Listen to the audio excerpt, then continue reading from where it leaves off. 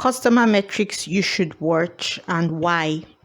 Without customers, of course, you have no business. So these are some of the customer metrics that we believe you should start tracking if you're not already tracking them. Number one, the cost of customer acquisition. No matter what kind of business you're in, you need to find people who want what you're selling and then persuade them to buy it. In other words, you need to acquire customers. Generally, that will cost money most times, and it's important to track how much. If you're spending too much on sales and marketing to attract new customers, you will struggle to make a profit. There's a formula to calculate each of this metric. I'm going to read it here, and I'm going to also send it to you so you can still have an overview. To calculate the cost of customer acquisition, you would find out the total sales or marketing cost and divide it by the number of new customers that were added from that sales or marketing cost. So let's say you spend 10,000 naira on an ad campaign, for example, and the campaign attracted 50 new customers. So your cost of customer acquisition will be the total sales or the marketing cost, that's 10,000 naira, divided by the number of customers you got, which was 50. So that means the cost of each customer acquisition is 200 naira. Do you understand?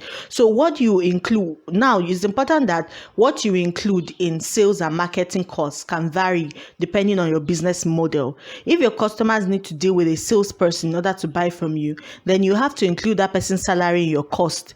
If you're a web-based business, you might need to take into account money you're spending on jazzing your site and your hosting and all of that. Also keep in mind that even if you're using free marketing channels like social media, just posting and then engaging, there's still a cost in terms of time, in terms of data.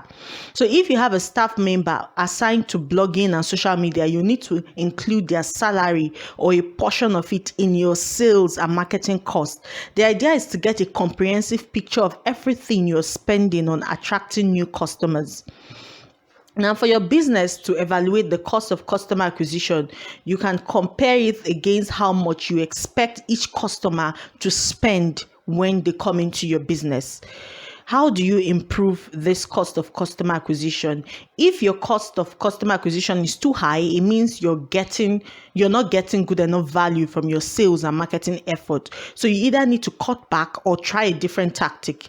If your company is small and the products you sell are quite low value, cutting back may make sense, although it's important to get the word out. So overspending on sales staff and expensive social media ads may be a step too far.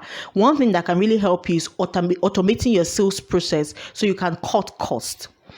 On the other hand, it may simply be about trying something different. Maybe you keep the same budget, but try a new slogan or a different venue or a special offer to entice people. If you're advertising online, for example, let's say Google AdWords, you can analyze the data you see, how many people are clicking on each ad, and tweak the campaign to try and generate more sales. Same thing with social media.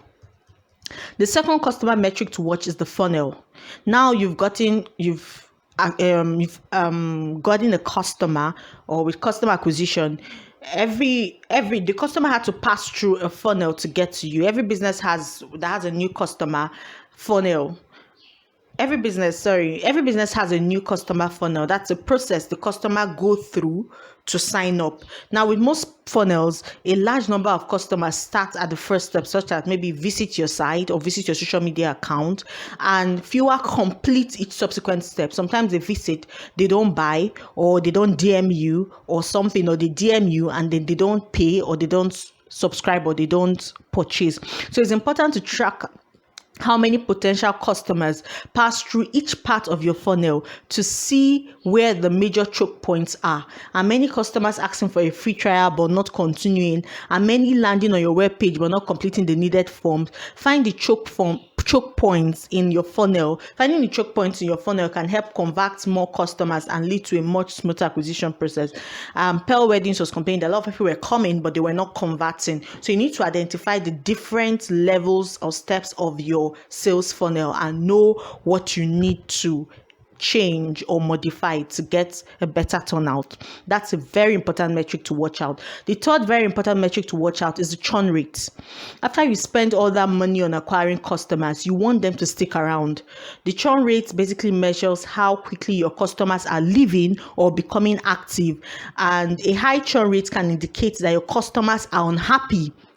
It also means you have to spend a lot of money chasing new customers to replace those who have left. So keeping the churn rate low is very important. There are several slightly different formulas for calculating customers' churn rate, but I'm going to give you a very simplified version. That's number of customers who left divided by the total number of customers. So for example, if you run a gym and 50 of your customers cancel their contracts during a year, leaving 500 customers at the end, your churn rate will be the number of customers that left 50 over your total number of customers, which is 500. So the churn rate will be like 10%. You calculate it in percentage, multiply by 100. So you have 10%. So you can also calculate churn rate on a monthly or weekly basis, or any other time you feel it makes sense for your business. So for example, another example is if a gym lost 5 of his 500 customers in a month, for example, it will have a 1% monthly churn rate. So you're saying every month 5%, 5 people go. So and you have your total customers, total customer base of 500. So you 5 divide by that 500, that's a 1% monthly churn rate. So you can do a monthly churn rate and then find an average of what your churn rate really is. Now, a gym is an easy example because it's clear when a customer cancels. But in some other type of businesses, it can be quite harder. A customer might still be on your books, but have no intention of buying anything from you again. In that case, you need to develop a set of criteria for deciding when a customer is lost to you. Perhaps if they haven't ordered anything for a year, for example, you could count them as inactive and include them in the churn calculation. The exact definition depends on your own business and how often people typically order from you. A low number is desirable here, because it means fewer customers are leaving and more of them staying for repeat purchases. Now, if you're running a subscription-based business like our gym example that we used, try to get as much information as you can from the people who cancel. Find out why they are leaving so that you can fix any problems they are causing a high churn rate. Good customer surveys of your existing client can also help. More on that, we can look at that later on our discussion. Some businesses face a different problem. Maybe your customers are happy with your products or services, but just don't need to buy anything else from you. For example, the pearl weddings, you said you had one-time customers. So examine your offerings and see if there's a logical progression of your customers after they made their first purchase. Is there a follow-up offer you can send them, suggesting possible add-ons for referrals or something like that?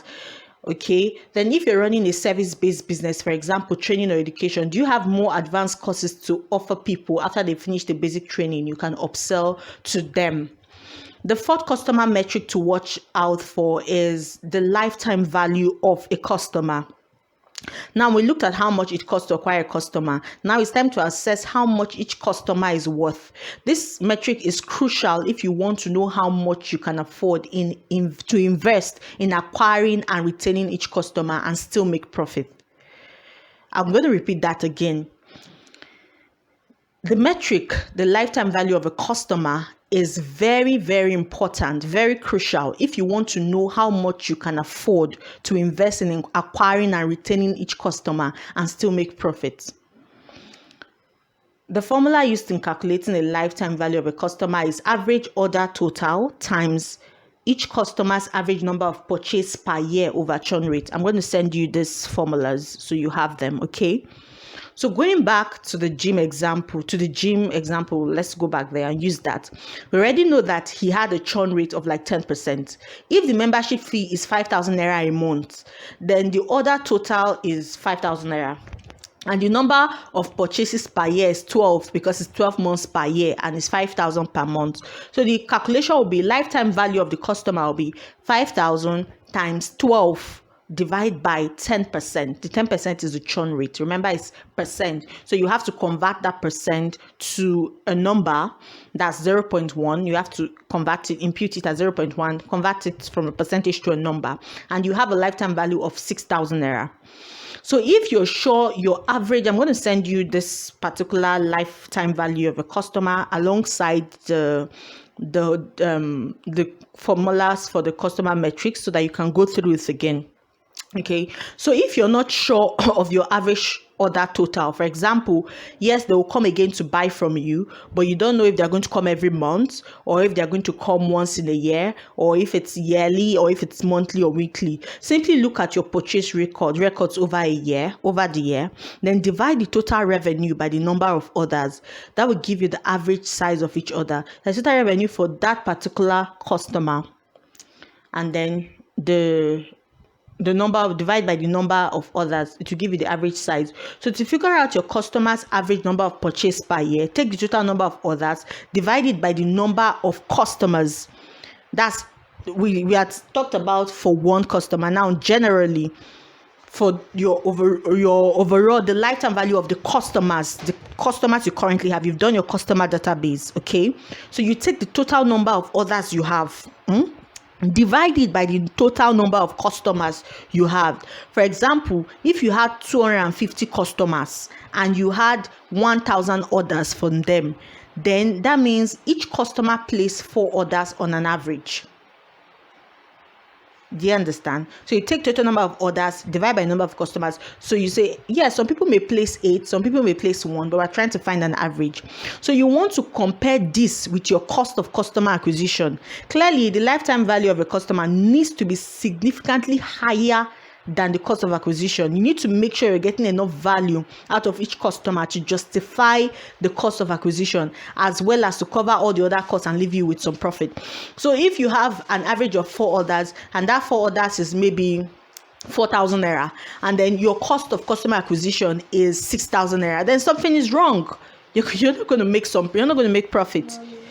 Okay, so this is a number you want to calculate on a regular basis. Ideally, as your business grows and begin to offer more products and improve customer service, the lifetime value of a customer will increase. But if it's going in another direction, then something is wrong. Now, if you can reduce the churn rate also and retain customers for longer, then they will have a higher lifetime value. So you could also explore ways of improving each customer's average number of purchases per year, perhaps by offering special discount and sales to existing customers, or setting up a loyalty program to reward repeat customers.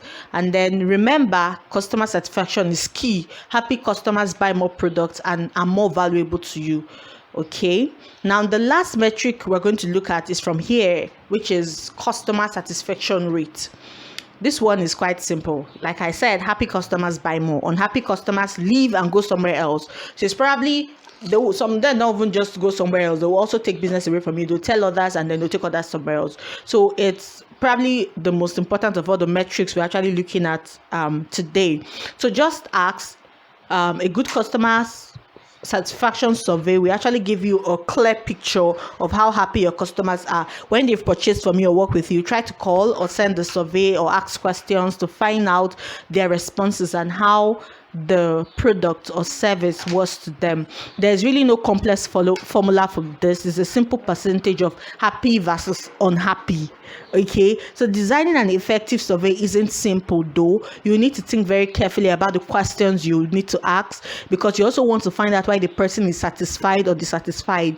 Each question has to be clear and simple, but designed to give you valuable information about your business. And you may need to offer some kind of incentive to get people to spend time to give you answers.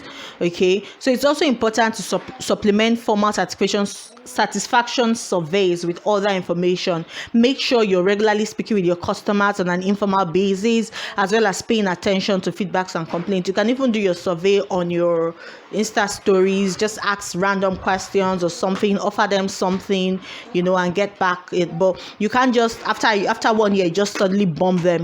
Continue communicating with them. That's why email marketing is quite amazing. Now, how do we improve the customer satisfaction rate? If you want to improve customer satisfaction, you need to look beyond it. That's why it's important to ask the right questions in your survey. If you've done that, then the data will actually help you pinpoint areas where you need to improve. Maybe you need to train your customer service staff, for example, or give them better pay or motivation so that they can start to exceed your customers' expectation. Or maybe the survey revealed that people are frustrated with technical glitches on your website. You'll be better off investing money in new technology. The key is to ask your customers good questions, listen very carefully to their answers, and take action. To run the same survey next year, then run the same survey next year and see if the results improve, and then compare. It might not be a year, maybe so long. You can do it maybe 6 monthly or quarterly, and then it will help you improve better. That's it.